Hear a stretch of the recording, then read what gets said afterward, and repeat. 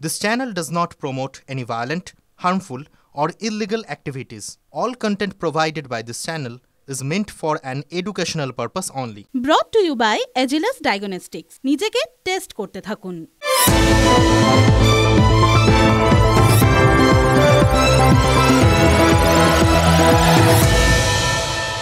পৃথিবীর প্রাচীনতম শিখা ইরানের ইয়াজদ প্রদেশে পার্সিদের অগ্নি মন্দিরে এই শিখাটা জ্বলছে, এখনও জ্বলছে। কখন শুরু হয়েছিল জানেন এই জ্বলাটা? 470 খ্রিস্টাব্দে প্রথমবারের জন্য এই অগ্নিশিখা প্রজ্বলিত হয়েছিল। যখন এই অগ্নিশিখা প্রজ্বলিত হয়েছিল তখন কিন্তু ইসলামের প্রচলন হয়নি। 750 খ্রিস্টাব্দে ইরানে ইসলাম পৌঁছেছিল, আর পার্সিদের একাংশ তারপর ভারতে চলে এসেছিলেন, আর বাকি যারা ছিলেন তারা সবাই ধর্মান্তরিত হয়ে যান। কিন্তু ইরানে সনাতনী ধর্মের এই ধুনি নেভেনি, বলা ভালো নিভতে দেওয়া হয়নি। হাতে গোনা কয়েকজন পরিবার যারা পার্সি ছিলেন ওখানে, যারা ইরানে থেকে গেছিলেন, তারাই বংশ পরম্পরায় 1700 বছর ধরে, ঠিক শুনেছেন, 1700 বছর ধরে এই ধুনিটা জ্বালিয়ে রেখেছেন, অনির্বাণ শিখা। আর এই বংশগুলো তাদের বাঁচিয়ে রাখা, তাদের সংরক্ষণ করার কাজটা কারা করছে? ইরানের ওই শিয়া ইসলামী সমাজ। দেখুন মাঝখানে কত কিছু পরিবর্তন হয়েছে, রাজতন্ত্র থেকে ধর্মীয় সমাজতন্ত্র এসছে, কিন্তু বড় ধর্মের প্রতি ওই সহিষ্ণুতার ধারাবাহিকতা সেটা বদলায়নি, এক বিন্দু ভাটা পড়েনি। কেন বলছি? আজ খুব মনে হচ্ছে জানেন তো, কারণ ইউনূসের এই জামাত সরকারের কল্যাণে, কিংবা কল্যাণে কী করে বলি, অকল্যাণেও বলতে পারেন, প্রত্যেক দিনই তো কোনো না কোনো দুঃসংবাদ আপনাদের দেওয়ার জন্যই রাত 9টায় বসতে হচ্ছে। এরকম তো সময় খুব বেশি যায়নি না। আর তাই জন্যই আজ ইয়াজদ শহরের ওই ধ্বনিটার কথা মনে পড়লো জানেন তো। মনে হলো কি জানেন, এই সহিষ্ণুতার ধ্বনিটা শুরুতে আমরাও একটু জ্বালিয়ে দিই, দেখুক গোটা বিশ্বে এই শিক্ষাটা যদি একটুখানি ছড়িয়ে পড়ে, খারাপ কি? এমনিতে ঢাকা থেকে ইরানের ইয়াজদ শহর সেটা তো অনেক দূরে, হয়তো ইউনূস আর ওই জামাতের নেতারা অত দূর দেখতে পাচ্ছেন না, দেখতে চাইছেন কিনা জানি না, কিন্তু আমরা ধরে নিচ্ছি দেখতে পাচ্ছেন না, দূরত্বজনিত কারণেই হয়তো। এবার কলকাতায় এই ধুনির ছবিটা পুনঃসম্প্রচার করলে হয়তো চোখে পড়তে পারে, কারণ আজকাল তারা ওই কলকাতার মিডিয়াগুলোর ওপর খুব নজর রেখেছেন, তো কী দেখানো হচ্ছে, কি বলা হচ্ছে, সেগুলো না দেখলে তার পরবর্তী পদক্ষেপগুলো ঠিক করতে পারছেন না। আর যেই সোশ্যাল মিডিয়ায় বাংলাদেশ শুদ্ধ লোক অপপ্রচার করছে, সেখানেও কিন্তু এই ধুনিটার অনেক ভিডিও আছে, দেখে নিতে পারে তারা। এমনিতে দেখুন, ভারতের বিদেশ সচিব বিক্রম মিস্ত্রি গেছিলেন কথাবার্তা বলেছেন, শুধু কথা বলেননি, ইউনূসকে চোখে ওই ধুনি দেখিয়ে দিয়ে চলে এসছেন। ভারতের বিদেশ সচিবকে ইউনূস ডেকেছিলেন, হয়তো ভেবেছিলেন যে আসবে একটু পাল্টা শাসানি দিয়ে দেবেন, নতুন হয়েছেন তো রাষ্ট্রপ্রধান, ভাবলেন একদম কড়া করে শেখ হাসিনার প্রত্যর্পণের দাবিটা বেশ পেশ করা যাবে। কিন্তু বিক্রম মিস্ত্রির মুডটা এমন ছিল, আমার ধারণা ইউনূস সেই মুড দেখে এই সমস্ত কথাবার্তা পারার কোনো চেষ্টাই করেননি। বিক্রম মিস্ত্রি হাসিনা সোজাসুজি জানিয়ে দিয়েছিলেন যে হাসিনাকে ফেরত দেওয়ার প্রশ্নই ওঠে না। বুঝিয়ে দিয়েছেন ইউনূসকে, দলাই লামাকে ভারত যে যুক্তিতে আশ্রয় দিয়েছে, শেখ হাসিনাও সেই একই যুক্তিতেই ভারতের আশ্রয় রয়েছে। দেখুন, শেখ হাসিনা তিনি ব্যক্তিগতভাবে ভারতের ভেতরে থেকে বাংলাদেশের অভ্যন্তরীণ বিষয় নিয়ে বিভিন্ন মন্তব্য করেছেন সাম্প্রতিককালে, সেগুলো নিয়ে একটু আপত্তি ছিল ইউনূস সাহেবের। কিন্তু মুশকিল কি জানেন, বিক্রম মিস্ত্রি তাকে পরিষ্কার বলে দিয়ে এসছেন এগুলো তার ব্যক্তিগত অভিমত, এই সবের ওপর ভারত কখনোই নিয়ন্ত্রণ আনার চেষ্টা করতে পারে না। তাই ভারত কিছু করবে না, সোজা বাংলায় শেখ হাসিনার মুখ বন্ধের চেষ্টা করবে না, এটা বুঝিয়ে দিয়েছেন। রইল বাকি ভারতের মিডিয়া, ভারতীয় সংবাদ মাধ্যমে যা সম্প্রচার হচ্ছে সেগুলো নাকি সব ভুল, এগুলো এরকমভাবে প্রচার করতে দেওয়া উচিত না। সরকারের নাকি দায়িত্ব নেওয়া উচিত যাতে আমরা এই খবরগুলো প্রচার করতে না পারি। কি মুশকিল, সরকারের এত দায়িত্ব রয়েছে, তার উপর আরও একটা দায়িত্ব চাপাচ্ছেন ইউনূস সাহেব। তো যাই হোক, সেটাও খুব সুন্দর করে বিক্রম মিশ্রি বুঝিয়ে দিয়ে এসছেন।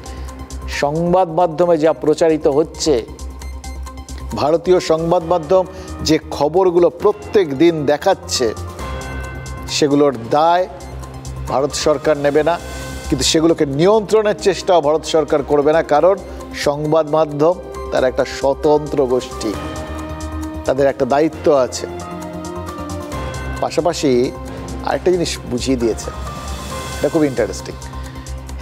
উনি আমাদের এখান থেকে বিভিন্ন বক্তব্য টক্তব্য বা এখানকার সংবাদ মাধ্যমের কথা বলছিলেন, তো ইউনূস, মোহাম্মদ ইউনূসকে বিক্রম মিশ্রি পরিষ্কার বলে দিয়ে এসছেন, বাংলাদেশের মাটির থেকে যে লাগাতার ভারত বিরোধী মন্তব্যগুলো হচ্ছে, সেগুলো কিন্তু তারা ভালোভাবে নিচ্ছেন না, সমঝে দিয়ে এসছেন আর কি। এবং বাংলাদেশের মাটিতে সংখ্যালঘুদের ওপর যেভাবে অত্যাচার হচ্ছে, যেভাবে আক্রমণ হচ্ছে, সেটাকেও যে মেনে নেওয়া হচ্ছে না, মেনে নেওয়া যাচ্ছে না, সেটাও ভারতের বিদেশ সচিব স্পষ্ট বলে দিয়ে এসছেন মোহাম্মদ ইউনূসকে। আজকের টেস্ট লাংসের টেস্ট, মানে ফুসফুসের টেস্ট। কার কত দম আছে তা বাহু দিয়ে নয়, ফুসফুস দিয়ে জানা যায়। আপনিও টেস্ট করিয়ে নিন, বার্থডেসগুলোতে কাজে আসবে। তাই যখন হেলথ টেস্টের কথা আসে, আমার ভরসা হলো India's largest diagnostics company Agilus diagnostics.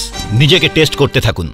যখন একটা দেশে বিচারের দাবি উঠে এবং যার বিচারের দাবি উঠে তাকে অন্য একটা দেশ আশ্রয় দেয়, তখন সেটা নিয়ে যে দেশ বিচারের দাবি করছে, যে দেশের মানুষ বিচারের দাবি করছে, সে দেশের মানুষের মনে ক্ষোভ হওয়া কোনোই অস্বাভাবিক বিষয় না।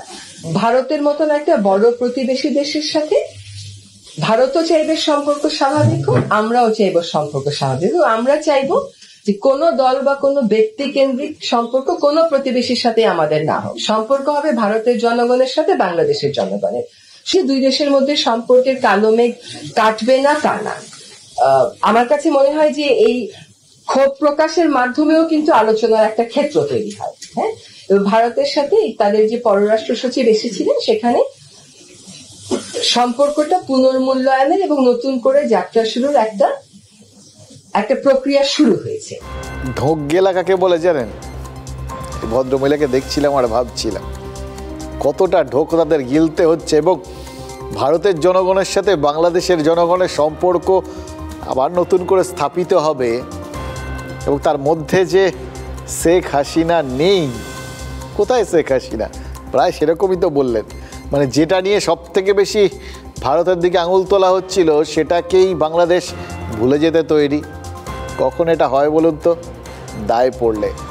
মোহাম্মদ ইউনূস ওখানেও ওই ভারতের বিদেশ সচিবের সাথে বৈঠকে বলার চেষ্টা করেছিলেন, হামলা যেটা হচ্ছে না, এই চারপাশে যেগুলো বলা হচ্ছে হামলা হামলা, সেগুলো আসলে রাজনৈতিক, সেগুলো আওয়ামী লীগের কর্মীদের মারা হচ্ছে, সেটা রাজনৈতিক কারণে মারা হচ্ছে, ধর্মীয় কারণে না।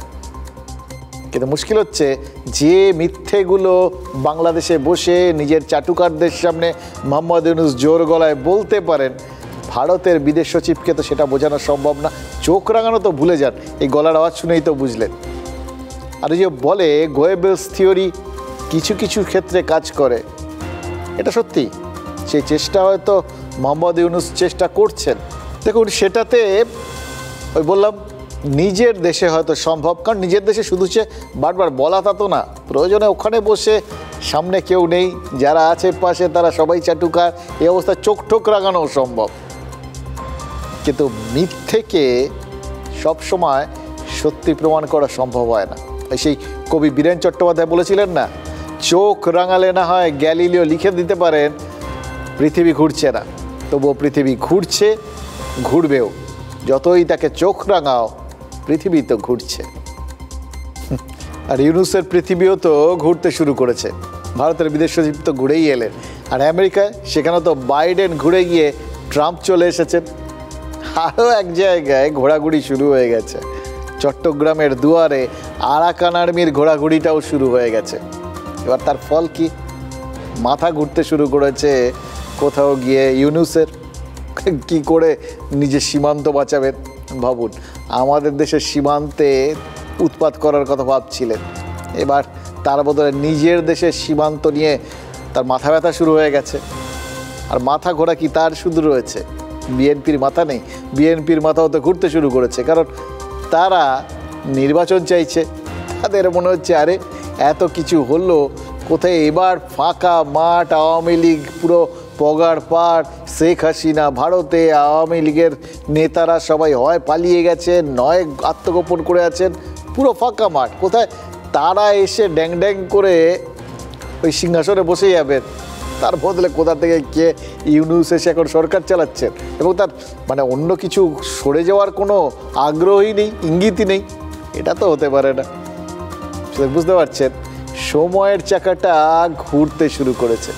এই সময়ের চাকা পুরো এক পাক ঘুরে যাওয়ার আগে তাতে অনেক অদল বদল হয়ে যাবে। কয়েকটা কথা বরঞ্চ বলেই ফেলি এবেলা, যে কথাগুলো আজ আপনারা জানেন, না বললেই নয়।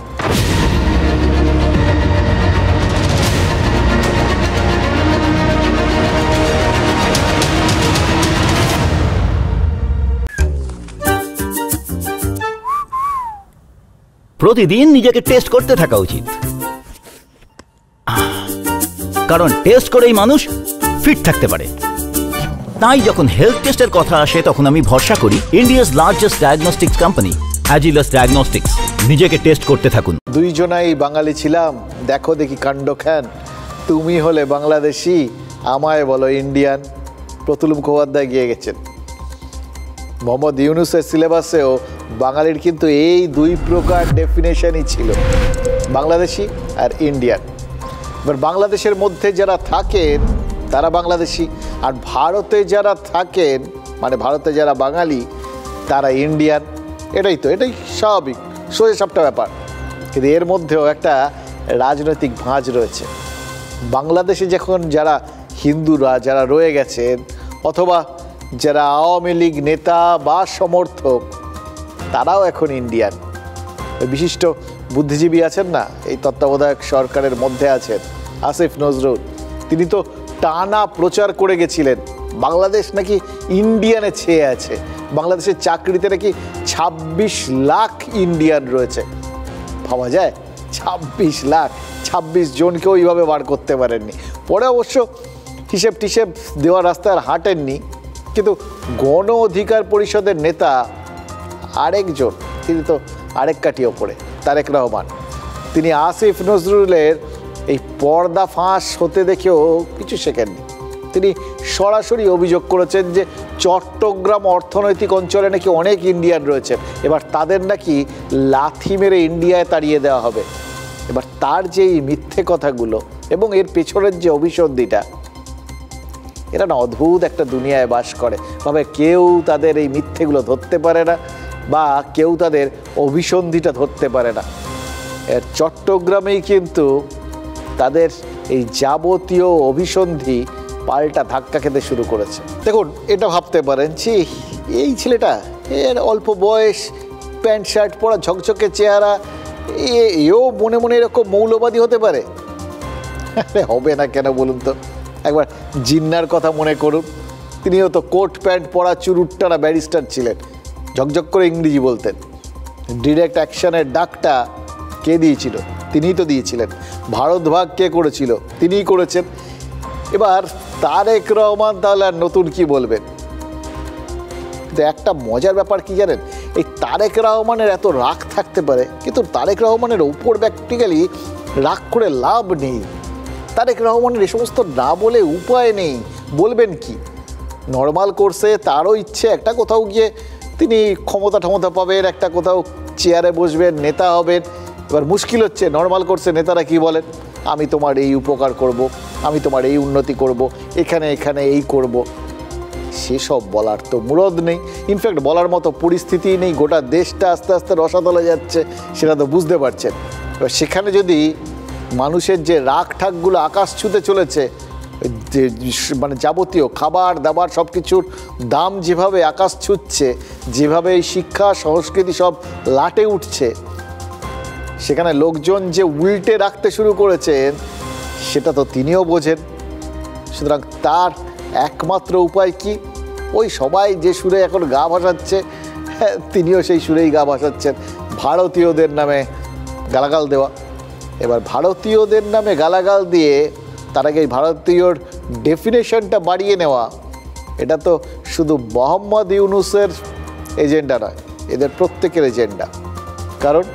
কারণ ওই যতজনকে তারা বিরোধী মনে করবেন তাদের সবাইকে যদি একটা ভারতীয় তকমা লাগিয়ে দেওয়া যায় তাহলে তাদের তাড়িয়ে দেওয়াটা সহজ হয়। লক্ষ্যটা তো তাড়ানো, পরিষ্কার করে বললেন। এবার তারা যদি সবাই চলে যান, রাজনৈতিক জমিটা তো ফাঁকা হয়ে যায়, যে যার ধান্দায় রয়েছে, বুঝলেন তো। শেখ হাসিনা ওই ফেনী চট্টগ্রাম অঞ্চলে ইকোনমিক জোন করেছিলেন। ফেনী চট্টগ্রামে হিন্দু, বৌদ্ধ এদের ঘনত্বটা এমনিতে বেশি, সংখ্যালঘু ঘনত্ব। তারা অর্থনৈতিক জোন থেকে উপকৃত হয়েছে। কিন্তু তার থেকেও বড় কথা, যেহেতু তারা বাংলাদেশি এবং যেহেতু শেখ হাসিনার জন্য তারা উপকৃত হয়েছেন, তাদের মধ্যে আওয়ামী লীগের প্রতি একটা দুর্বলতা রয়েছে, তার সমর্থকের সংখ্যা অনেক বেশি সেখানে। তাদের তো তাড়াতে হবে, নাহলে চট্টগ্রামে ঢোকা যাচ্ছে না। এই জন্য তারেক রহমানের কথায় তারা সব ইন্ডিয়ান হয়ে গেছেন।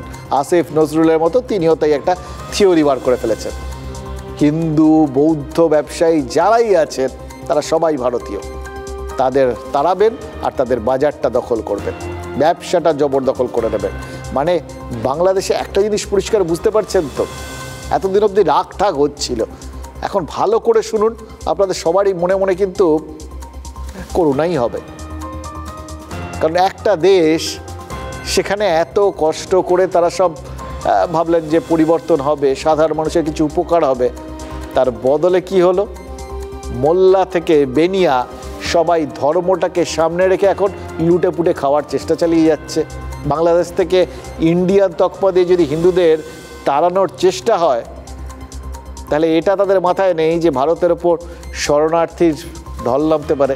এবার কোনোভাবে যদি ভারতের ক্ষেত্রে শরণার্থীর চাপ সামলাতে গিয়ে কোনো সমস্যা হয়, বা এই চাপটাকে সামনে রেখে ভারতেরও কিন্তু যে কোনো সিদ্ধান্ত নেওয়ার অধিকার রয়েছে, এটা তাদের মাথা থেকে বেরিয়ে গেছে। তো ইন্দিরা গান্ধী এই কথাটাই তো 1971 একটা পশ্চিমী সংবাদ মাধ্যমকে পরিষ্কার করে বলে দিয়েছিলেন।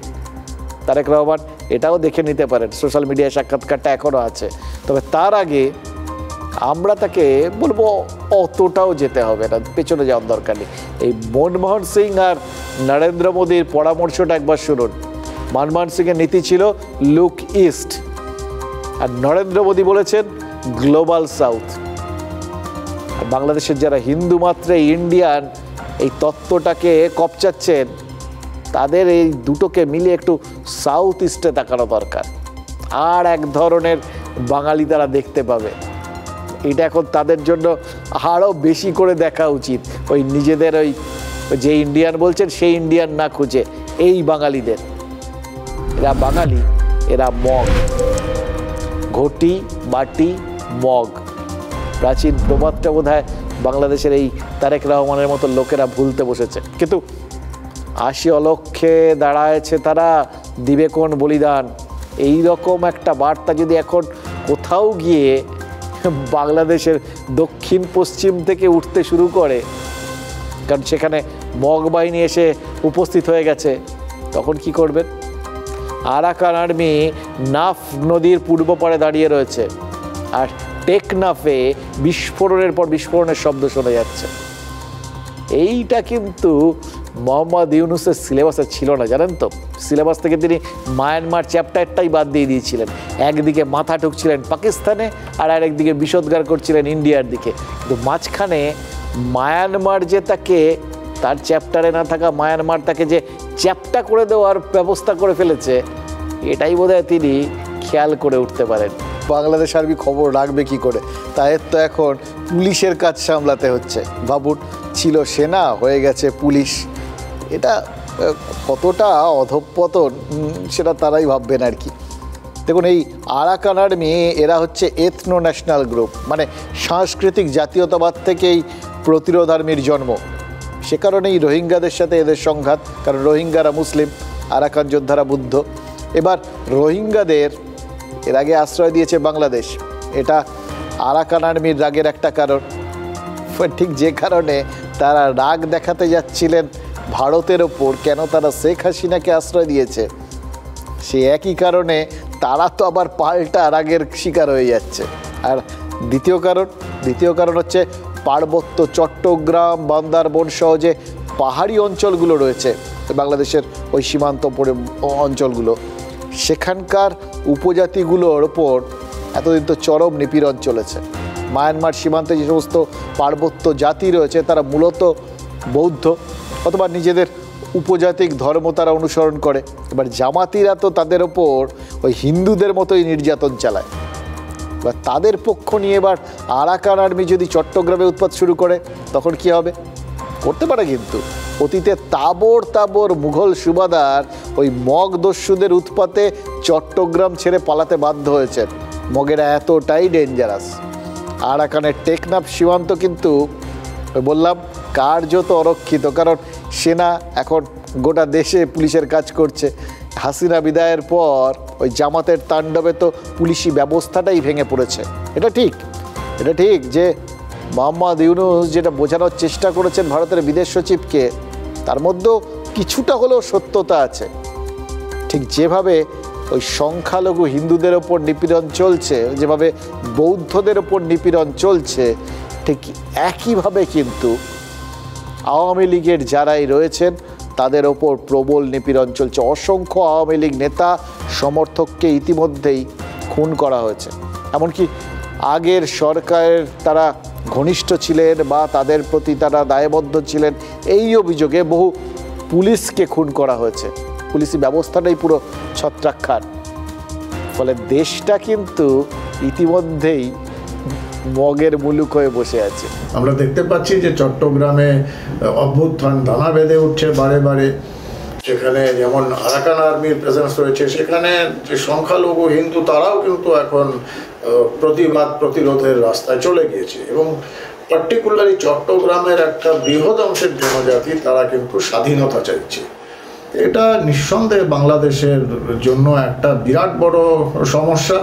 এখন বাংলাদেশ ভারতবর্ষকে নিয়ে সমস্যায় জড়াবে আরও বড়ভাবে, নাকি নিজেদের সার্বভৌমত্ব রক্ষা করার জন্য আরাকানের আর্মির মোকাবিলা করবে বা চট্টগ্রাম কক্সবাজার অঞ্চলের সার্বভৌমতা রক্ষা করবে, সেটা এখন মোহাম্মদ ইউনূসের প্রায়োরিটি। ওকে বুঝতে হবে কোনটা করবে।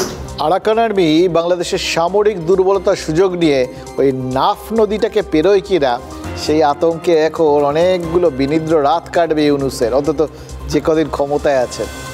কিন্তু পুলিশি ব্যবস্থার মতো বাংলাদেশের বিচার ব্যবস্থায় সেখানেও তো ওই ফাটল দেখা দিয়েছে। ওই বলে না মগের মুল্লুক, সেই মগের মুল্লুক হলে যা হয় আর কি তাই হচ্ছে চারপাশে। করবেন আপনি আর তার ফল ভুগবেন না, হয় নাকি? ওই বাপকেও ছাড়ে না। চট্টগ্রাম আদালতে গিয়ে চিন্ময় কৃষ্ণ প্রভুর যে শুনানির জন্য চেষ্টা চালাচ্ছিলেন ওই আইনজীবী রবীন্দ্র ঘোষ, তাকে আজকেও হেনস্থার মুখে পড়তে হয়েছে। অথচ দেখুন তার জন্য একটা অদ্ভুত কি বলবো সুরক্ষা ব্যবস্থা তৈরি করেছিল ইউনূস সরকার। তাকে শারীরিকভাবে হেনস্থা করা যাবে না, পুলিশ দিয়ে ঘিরে রাখা যাবে। পুলিশ দিয়ে ঘিরে তো রাখলেন, কিন্তু তিনি যে কাজের জন্য গিয়েছিলেন সেটাই তো করতে পারলেন না। চট্টগ্রামের আইনজীবীদের এমনিতে দাঁড়াতে দিচ্ছিল না জামাতি লবি, ফলে ঢাকা থেকে গেছিলেন রবীন্দ্র ঘোষ, যাতে গিয়ে সওয়াল করে কোথাও গিয়ে তিনি জামিনটাকে মঞ্জুর করাতে পারেন। তার সঙ্গে কাল ধাক্কাধাক্কি করেছিল জামাতিরা, কিন্তু তিনি ছাড়েননি। অদ্ভুত লোক মশাই। ওই রকম একটা পরিস্থিতি, ওই রকম যে কেউ যখন তখন আক্রমণের শিকার হচ্ছেন, তিনি নিজে শারীরিকভাবে এবং মৌখিকভাবে তো বটেই ওইভাবে হেনস্থার শিকার হয়েছেন। পুলিশ তাকে সেইভাবে প্রোটেকশন দেয়নি, তবুও তিনি জেদ করে জেলে গিয়ে ওকালতনামায় চিন্ময় কৃষ্ণকে সই করিয়েছেন। তারপর ফের আজকে ওই বেলের আবেদন নিয়ে, জামিনের আবেদন নিয়ে আদালতে হাজির হয়েছিলেন। তাকে আজকে আর ওইভাবে পুলিশ ঘিরে রেখেছিল অদ্ভুতভাবে, কারণ ভারতীয় সংবাদ মাধ্যম নজরে রাখছে এটা বুঝতে পেরেই ইউনূস হয়তো পুলিশ দিয়ে ঘিরে দিয়েছিলেন আইনজীবীকে। কিন্তু বাকিটা কোর্টের মধ্যে জামাতি আইনজীবীরা আপত্তি তোলেন তাকে সওয়াল করতে দিতে। অদ্ভুত ব্যাপার। কি তাদের দাবি? রবীন্দ্র ঘোষ তিনি বাংলাদেশের সুপ্রিম কোর্টের আইনজীবী, এই চট্টগ্রাম আদালত সেটা তো নিম্ন আদালত, সেখানে নাকি তিনি সওয়াল করতে পারবেন না। কি অদ্ভুত অজুহাত। ভদ্রলোক নিজে অবাক হয়ে গেছেন, যে দেশে তিনি জন্মেছেন, যে দেশে তিনি এতদিন ধরে আইন ব্যবসা চালাচ্ছেন, যেখানে তিনি অন্যতম অভিজ্ঞ আইনজীবী, বিখ্যাত আইনজীবী হিসেবে পরিচিত, তাকে যে সেই দেশে আদালতের ভেতর এইরকম অদ্ভুত যুক্তি শুনতে হবে, সেটা সত্যিই তিনি এক্সপেক্ট করতে পারেন। তিনি বলেও ফেলেছেন সে কথা।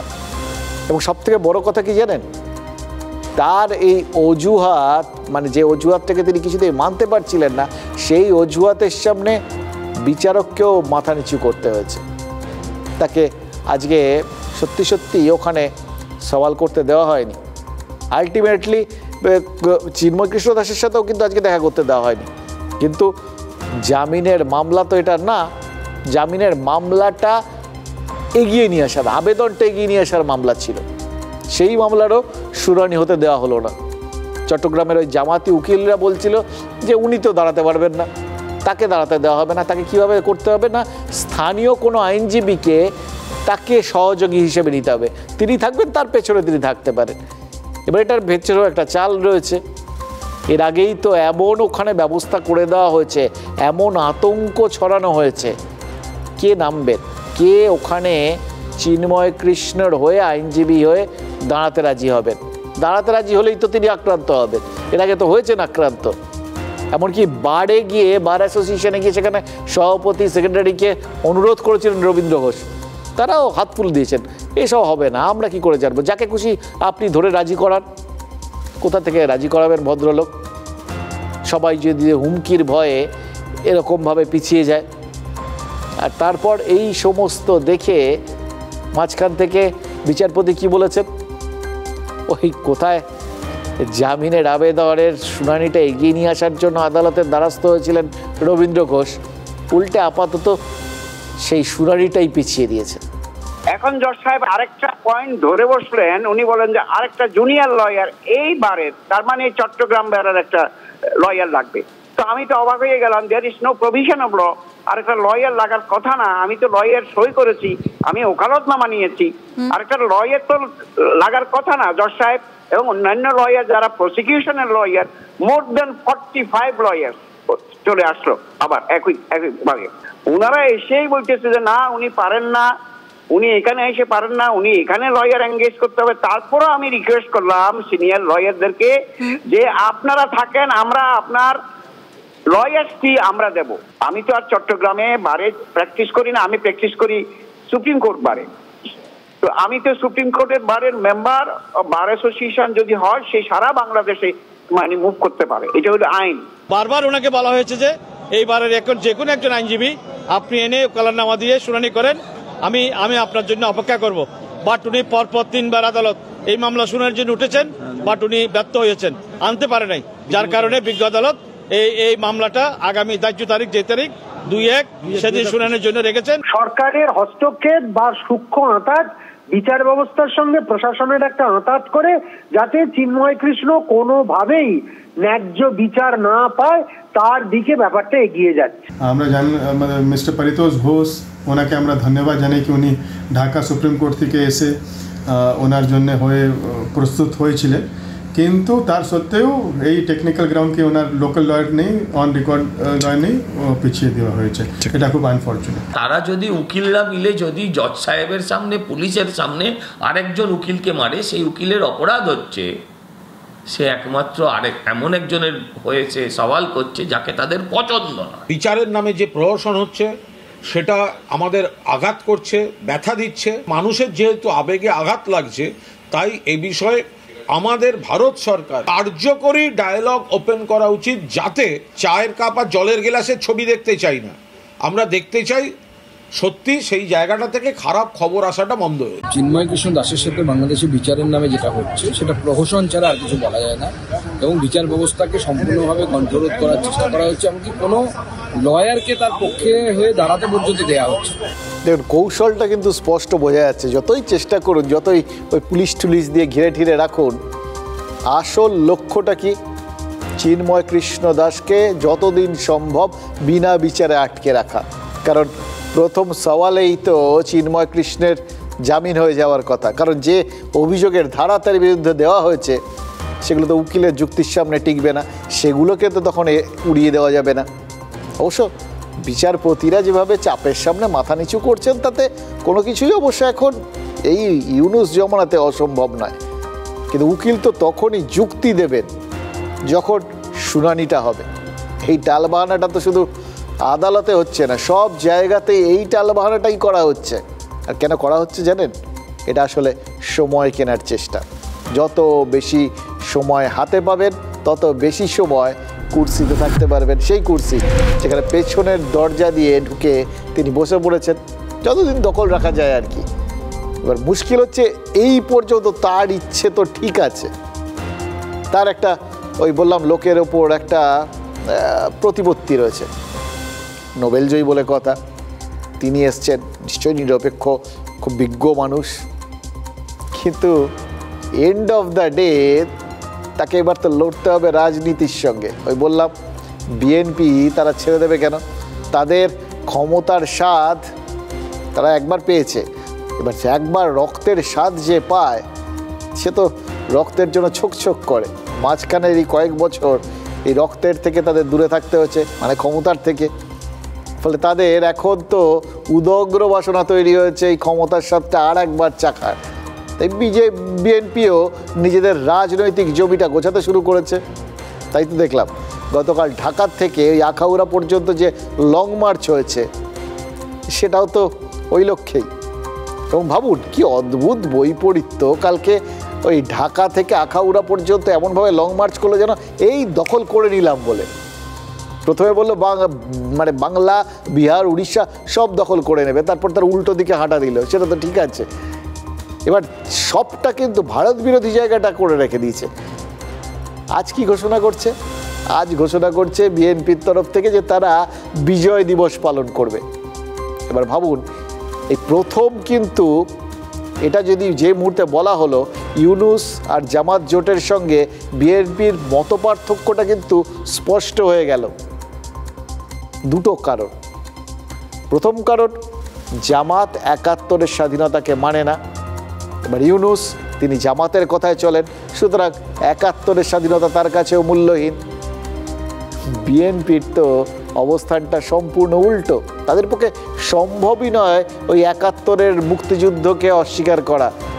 কারণ বিএনপির প্রতিষ্ঠাতা জিয়াউর রহমান তিনি স্বাধীনতা যুদ্ধে অংশ নিয়েছিলেন, চট্টগ্রাম সেরা ছাউনিতে সশস্ত্র বিদ্রোহ করিয়েছিলেন। এবার যদি সেই মুক্তিযুদ্ধ, সেই স্বাধীনতাকে অস্বীকার করতে যায় বিএনপি, তাহলে তো নিজেদের প্রতিষ্ঠাতাকেই অস্বীকার করা হয়ে যাবে। অবশ্য সেটা হতে পারে জানেন তো, মানে তাতেও অস্বাভাবিক কিছু নেই।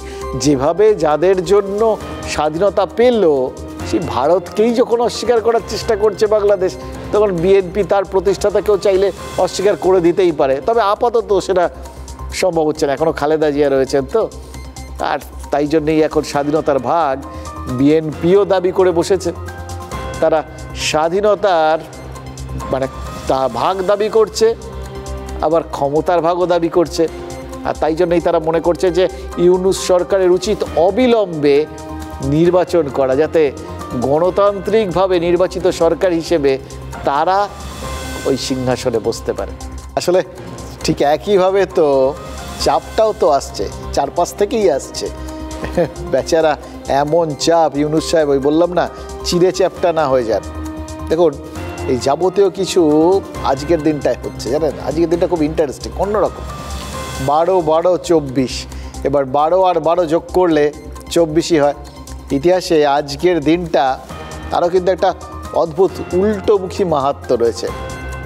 আপনাদের এই যোগের গল্প শোনালাম, কিন্তু দিনটা তো ইতিহাসের খাতায় বিয়োগের। আজ 12ই ডিসেম্বর 2024।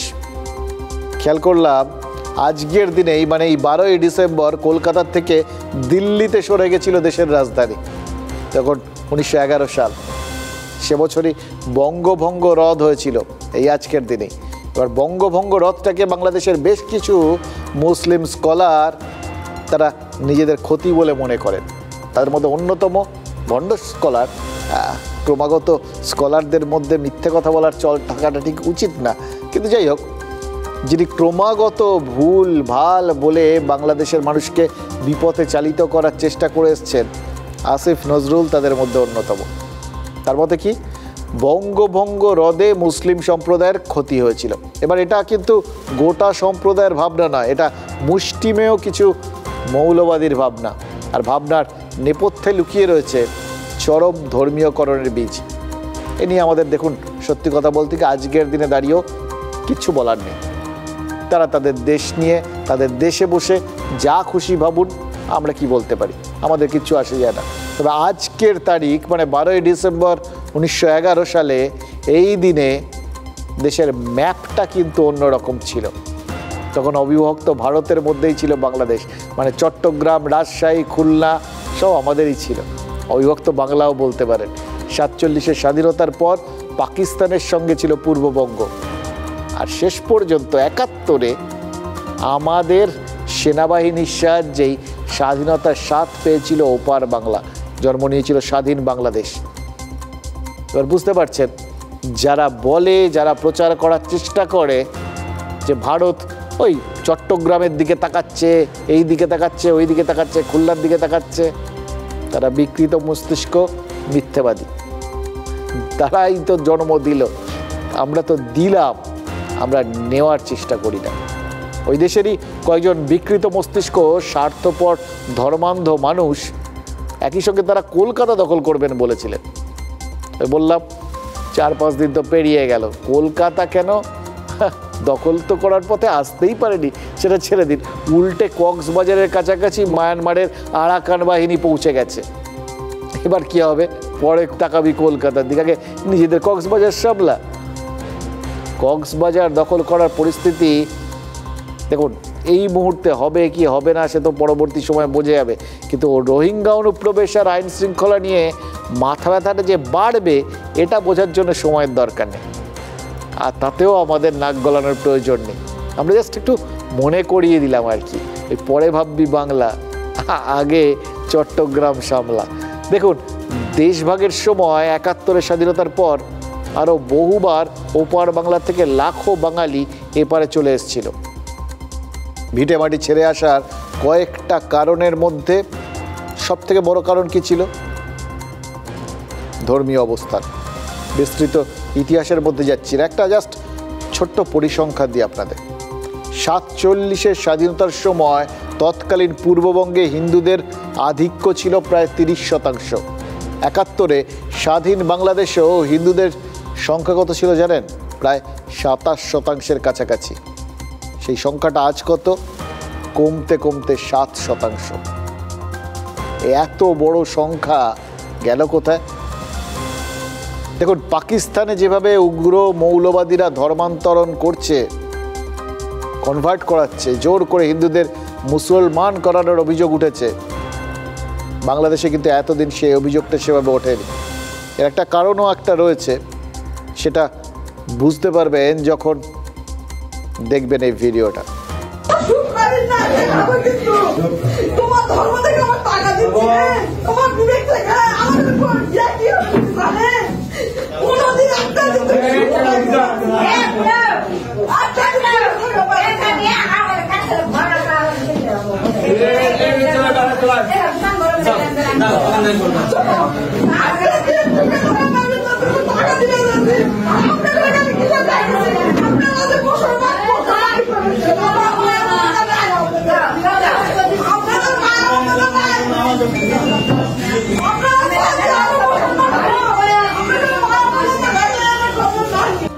অদ্ভুত একটা সিস্টেম জানেন তো, সরাসরি আপনার চাপ দেওয়ার দরকার নেই, কিন্তু পরিস্থিতিটা এমন হয়ে দাঁড়াবে বেঁচে থাকার জন্য আপনার সামনে একটাই রাস্তা খোলা থাকবে, ধর্ম বদলে ফেলা। চেনা ছবি, বাংলাদেশের ভারত বিদ্বেষ বেশ কয়েক বছর ধরেই তো চেনা ছবি। ছাত্র আন্দোলনের সময় সেটা আরও প্রকাশ্যে চলে এসছে। তবে সেখানে এই সংখ্যালঘু নিধন ইদানিংকালের ওই বললাম খুব পরিচিত ছবি। ইউনূসের অন্তর্বর্তী সরকারের আমলে এটা প্রবলভাবে সামনে এসে পড়েছে, কিন্তু ধর্মান্তরণ বিশ্বাস করতে সত্যি কষ্ট হচ্ছে, বাংলাদেশে এখন এটাও চলছে। শুধু এই ভিডিওটাই না, আমাদের কাছে বেশ কিছু নথিও এসছে যেখানে দেখা যাচ্ছে সে দেশের বিচারকের কাছে হলফনামা দিয়ে হিন্দুরা নাম বদলে ফেলছেন, ধর্ম বদলে ফেলছেন। এবার বদলাচ্ছেন কেন, কেন বাধ্য হচ্ছেন কতটা স্বেচ্ছায়, কতটা চাপে, এটা তো ওই হিন্দু মহিলা যাকে ভিডিওতে দেখলেন তার প্রতিবাদের থেকেই পরিষ্কার। কেন কনভার্ট হচ্ছেন হিন্দুরা, এই প্রশ্নের থেকেও আরও বড় প্রশ্ন বোধহয় কত হিন্দু কনভার্ট হলেন। দেখুন, ধর্মান্তরণ যে হচ্ছে সংখ্যায় কম হলেও এটাকে তো অস্বীকার করা যাচ্ছে না। গত 5ই ডিসেম্বর এক জামাত নেতার প্রকাশ্য সভায় করা বক্তব্যটা মনে করুন, কোনটা জোর জবরদস্তি আর কোনটা রক্তচক্ষু পরিষ্কার বুঝতে পারবেন। জামাতে ইসলামী ক্ষমতায় গেলে মহিলাদেরকে ঘর থেকে বের হতে দিবে না, আর যদি দেও আস্তে করে এনে জোর করে একটা বোরকা পরাই দেবে, জোর করে পরানো লাগবে না। যে দেশে ইসলাম কায়েম হবে এদেশের মানুষেরা, মায়েরা আনন্দের সাথেই সেদিন তারা ইজ্জতের জন্য তাদের সম্মানের মর্যাদার পোশাক পরিধান করবে। তারপরেও কোনো মা, কোনো বোন যদি এই পোশাকের বাইরে থাকেন, আমরা তাদেরকে কথা দিচ্ছি, নিশ্চয়তা দিচ্ছি, তার উপর জোর কাটানো হবে না। কারণ এদেশে শুধু মুসলমানরা বসবাস করে না, অন্যান্য ধর্মের লোকেরাও বসবাস করে। তারা যদি ইসলামের সৌন্দর্যে অভিভূত হয়, ইসলাম কবুল করে, সেটা ভিন্ন কথা। তাদেরকে ইসলাম গ্রহণ করতে কাউকেই বাধ্য করা হবে না। শফিকুর রহমান নামের এই ভদ্রলোক কিন্তু নিঃসন্দেহে খুব ভালো বক্তা। কি সুন্দরভাবে দেখুন, ঠান্ডা মাথায়, কতটা ঠান্ডা মাথায় কতটা হুমকি দেওয়া যায়, এটা কিন্তু তার একটা উদাহরণ হতে পারে। দেখুন, বাংলাদেশ কিন্তু ধর্মনিরপেক্ষ রাষ্ট্র, আমাদের মতোই। আমরা ধর্মনিরপেক্ষতা বলতে কি বুঝি? সবার নিজের নিজের ধর্মাচরণ করার অধিকার রয়েছে। যে যার নিজের মতো থাকবে, নিজের মতো ধর্মাচরণ করবে, এবং কারোর সঙ্গে তো কোনো কিছুর বিরোধ নেই। ঈশ্বর যদি সত্যি সবাই যেভাবে বলেন, তিনি তো কারোর খারাপ দেখতে পারেন না, সুতরাং অসুবিধার কোথায় আছে? কিন্তু ওখানে যেটা হচ্ছে সেটা তো এর ভেতরে থেকেও অন্যরকম একটা চেষ্টা, জোর করে ধর্মান্তরণ। তার জন্য পরিস্থিতিটা ওইভাবেই ক্রিয়েট করে ফেলা হচ্ছে। এবার জোর করে ধর্মান্তরের অভিযোগ যদি প্রকাশ্যে চলে আসে, সেটা কিন্তু গোটা দেশকেই বিপদে ফেলে দেবে। কারণ দেশটা তো ধর্মনিরপেক্ষ রাষ্ট্র বলে পরিচিত। আর শুধু ভারত নয়, ব্রিটেন, আমেরিকা সহ সারা পৃথিবীর নজর রয়েছে ওপারে। কাউকে জোর করা হবে না, কিন্তু সংখ্যালঘুরা সানন্দে ধর্মবদল করে ফেলবে। ওই জামাত নেতার এই কনফিডেন্সটা আসলে কিন্তু ভয় ধরিয়ে দেওয়ার মতো, তাই না? জামাতের নেতা প্রকাশ্যে এটা বলার পরেই তো বান্দরবন, পটুয়াখালী, বগুড়ায় একের পর এক ঘটনার কথা সামনে আসছে। না, জোর করে ধর্ম পরিবর্তন হচ্ছে এটা বলা হচ্ছে না, কিন্তু ধর্ম পরিবর্তন তো ইতিউতি হচ্ছেই। অন্তত আমাদের হাতে আসা নথিগুলো সেটাই বলছে। এখানেই একটা ভেবে দেখার বিষয় থাকছে। ওপারে ধর্মীয় মৌলবাদের একটা বেসিক ইন্টেনশন রয়েছে, যা ওই পাকিস্তানি উগ্র মৌলবাদের থেকে খানিকটা আলাদা। বাংলাদেশে এখন যে সংখ্যালঘু নিপীড়ন চলছে, সেই নিপীড়নের উদ্দেশ্য কি জানেন? হিন্দুদের কোনোভাবে দেশ ছাড়া করে সম্পত্তি বা জমি জায়গা ইত্যাদি দখল করে নেওয়া। যদি ধর্ম পরিবর্তন করানো হয় বা কেউ যদি ধর্ম পরিবর্তন করে নেন, তাহলে তো আর তার সম্পত্তি বা জমি জায়গা দখল করার জন্য চাপ দেওয়া যাবে না, যার জমি তারই থাকবে। এইখানটাই পরিস্থিতিটা এইভাবে তৈরি করে দেওয়া হচ্ছে, বুঝতে পারছেন? লোকের তো বেঁচে থাকতে হবে, খেয়ে পড়ে থাকতে হবে। ফলে এই চাপের মুখে যা করার দরকার, বেঁচে থাকার জন্য যা করার দরকার, তারা সেটাই করছেন। এই জন্যই বাংলাদেশের পরবর্তী কার্যকলাপগুলো কিন্তু খেয়াল রাখতে হবে। দেখুন, খেয়াল রাখতে হবে যে এর ফাঁক গলে আমাদের দেশে, আমাদের রাজ্যে কোথাও গিয়ে সাম্প্রদায়িক অস্থিরতা যাতে তৈরি না হয়। চোখ রাঙিয়ে, ভয় দেখিয়ে বাংলাদেশকে সম্পূর্ণভাবে ইসলামিক স্টেট করা যাচ্ছে না। সারা পৃথিবীর দৃষ্টি এসে পড়ছে এই অমানবিক কাজের বিরুদ্ধে। তখন তারা একটা নতুন উপায় ব্যবহার করছে। সেই উপায়টা হলো আইনের পথ ধরে একদম হলফনামা দিয়ে ইসলামীকরণ করা। মৌলবাদী শক্তি জেগে উঠেছে, ইউনুস গভর্নমেন্ট এটাকে অ্যালাউ করছে, একটা সুন্দর থালায় তুলে দিচ্ছে এই ফ্যাসিবাদ অর্গানাইজেশনগুলোকে। আমি বিগত দিনে চিৎকার করেছি, আজকেও বলছি, বাংলাদেশের হিন্দুদের ওপরে দমনপীড়ন হচ্ছে। পাকিস্তানে যেমন কনভার্সন চলছে, বাংলাদেশে এটা হবে, এটা অনেক আগে বলেছিলাম এই কথা, কারণ এটাই মৌলবাদ, মানবতার কলঙ্ক বলে আমি মনে করি। বহু অভিযোগ আসে, ঠিক ভুল সেটা যাচাই করা হয়, যাচাই করা জরুরিও বটে। জবরদস্তি ধর্মান্তকরণের প্রক্রিয়া রাজনৈতিক চাপে অথবা প্রশাসনিক চাপে এটা কখনোই গ্রহণযোগ্য হতে পারে না। এখানে জোর করে ভয় দেখিয়ে ধর্মান্তকরণ বা অন্য ধর্মে গ্রহণ করতে বাধ্য করার প্রচেষ্টা যদি হয়, সেটা যেখানেই হোক, সেটা অত্যন্ত দুঃখের এবং অত্যন্ত নিন্দনীয়। ওই বলে না, বোকা বন্ধুর থেকে বুদ্ধিমান শত্রু অনেক ভালো।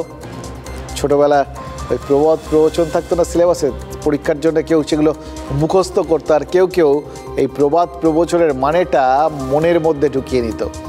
দেখুন, আর একটা জিনিস খেয়াল করে দেখছিলাম, জানেন তো, মানে বাংলাদেশে এই মুহূর্তে যেটা চলছে তার মধ্যে মানে বহু রকম বৈপরীত্যে ভরা। ওই বললাম, এখন জামাত আর বিএনপি তাদের ভাবনা চিন্তা উল্টো পথে অন্তত বিজয় দিবসকে কেন্দ্র করে বইতে শুরু করেছে। দুদলই ওদিকে তারা চাইছেন যে নির্বাচনটা হোক, কিন্তু লক্ষ্য নিজের নিজের মতো করে সরকার গড়া। হ্যাঁ, এটা ঘটনা যে অতীতে বিএনপির সরকারে জামাতেরও অংশ ছিল, তাদেরও মন্ত্রী ছিল, কিন্তু এই মানে এটা একটা স্বাভাবিক একটা কারণও আছে। জামাতের বেশ কিছু নেতা যতটা উগ্র কট্টরবাদী মৌলবাদী, তার থেকেও বেশি কট্টরপন্থী বেশ কিছু নেতা আছেন যারা বিএনপির নেতা। তারা এই সুযোগে কিন্তু চালিয়ে ব্যাট করে যাচ্ছেন। জামাত বলুন বা কট্টরপন্থী বিএনপি নেতা, এদের মগজে একটাই টার্গেট, যেভাবে খুশি যেন তেন প্রকারেণ ভারতকে টার্গেট করতে হবে। আর সেটা করতে গিয়ে নিজের দেশের নাগরিকদের কত বড় বিপদের মধ্যে ফেলছেন সেটা নিয়ে তাদের ভাবার সময় নেই। এই যে ভিসা বন্ধ করছে, আমি সাধুবাদ জানাই। অনন্তকালের জন্য ভারত ভিসা বন্ধ রাখবে। দেখেন ভারতের অর্থনীতি কি হয়। ডাক্তাররা রুগী পাবেন না, হাসবেন না কাঁদবেন বলুন তো? ভারতের ভিসা বন্ধ করে দেওয়া হোক, তাতে নাকি আমাদের ডাক্তারবাবুদের ইনকাম বন্ধ হবে। ওপারে বসে কথাগুলো কে বলছেন? গয়েশ্বর রায়, বিএনপির নেতা। নির্বাচনে বিএনপি ক্ষমতায় এলে এই নেতারাই ধরুন মন্ত্রী হবেন, দেশ চালাবেন।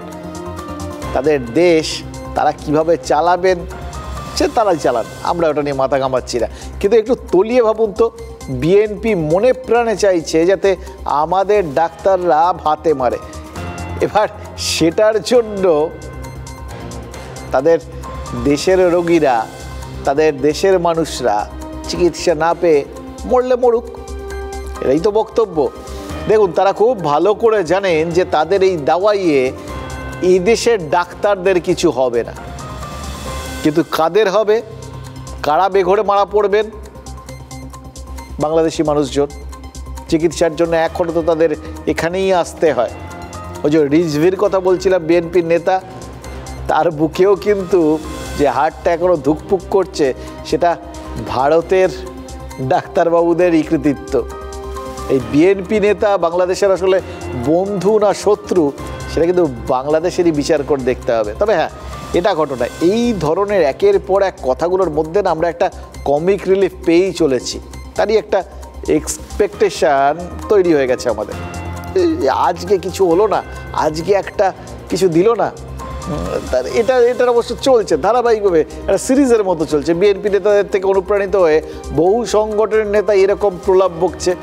এবার দেখুন, মৌলবাদী সংগঠন থেকে জামাতি যে যার মতো যতই ওই কমিক রিলিফ দিন, যে অনুপ্রেরণার থেকে তারা এই সমস্ত উল্টোপাল্টা বলছেন, প্রলাপ বকছেন, সে অনুপ্রেরণাটা কিন্তু ধ্বংসাত্মক। এবার ওপারে রাজনৈতিক নেতাদের মধ্যে তার মানে এখন এই ধ্বংসাত্মক অনুপ্রেরণার কম্পিটিশান চলছে। হ্যাঁ, ওখানে ধ্বংস, আমাদের এখানে গড়ার জায়গা। আমাদের রাজনীতি কিন্তু ডেভেলপমেন্টের কম্পিটিশানে ব্যস্ত। মমতা বন্দ্যোপাধ্যায়ের লক্ষ্মীর ভাণ্ডার সারা দেশের কাছেই মডেল হয়ে উঠেছে, এর বিকল্প কিছু নেই, অপ্রতিরোধ্য হয়ে গেছে। এবার বাংলার লক্ষ্মীর ভাণ্ডারের অনুপ্রেরণায় দিল্লিতেও মহিলাদের জন্য লক্ষ্মীর ভাণ্ডার চালু হয়ে গেল, আজ থেকেই চালু হলো। ঘোষণা আগেই হয়েছিল আজ থেকে 18 বছরের ওপরে সব মহিলার অ্যাকাউন্টে 1000 টাকা করে ঢুকতে শুরু করলো, সেম অ্যামাউন্ট। এবার মমতা বন্দ্যোপাধ্যায় বলতেই পারেন যে দেখেছেন আমাদের সব কপি করছে। এবার বলবেন কিনা একটু, কারণ এখনও তথাকথিত ইন্ডিজোটের সঙ্গীত বটের মুখ্যমন্ত্রী আতিশি মার্লেনাকে পাশে নিয়ে কেজরিওয়াল ঘোষণা করেছেন দিল্লি বিধানসভায় আবার জিতলে তারা অ্যামাউন্টটা 2100 টাকা করে দেবেন। এবার কিন্তু তারা কোথাও গিয়ে বাংলার সাথে টক্করে চলে যাচ্ছেন, জানেন তো। এই ধরনের টক্কর হলে আমরা খুব খুশি হই। যত এরকম টক্কর হবে, ও 1000 দিচ্ছে আমি 2100, ও 2100 দিচ্ছে আমি 3100। এখানেও খেয়াল করে দেখুন, ইতিমধ্যেই বিজেপি ঘোষণা করে দিয়ে বসে আছে তারা অন্নপূর্ণা ভাণ্ডার করবে ক্ষমতায় এলে, তখন তারা 3000 টাকা দেবে, পুরো নিলামে দর হাঁকার মতো। এই দর হাঁকাহাঁকিতে সাধারণ মানুষের যতটা উপকার হয় ততটাই ভালো। আমরা খুব খুশি যে অত মানুষের হাতে এই টাকা পয়সাগুলো আসে, আমরা সত্যিই খুব খুশি হই, কারণ আলটিমেটলি তো এগুলো আমাদেরই টাকা, আমাদের টাকাই তো ঘুরপথে আমাদের কাছে পৌঁছচ্ছে। এর মধ্যে এই যে টাকা রোল করছেন, এর মধ্যে একটা কিন্তু ওই গঠনমূলক চিন্তাভাবনা রয়েছে। আর পড়শি বাংলাদেশ জামাত কট্টরবাদী আর পাকিস্তানি অনুপ্রেরণায় ক্রমশ পিছোচ্ছে, সেখানে এইসব ভেবে কোনো লাভ নেই।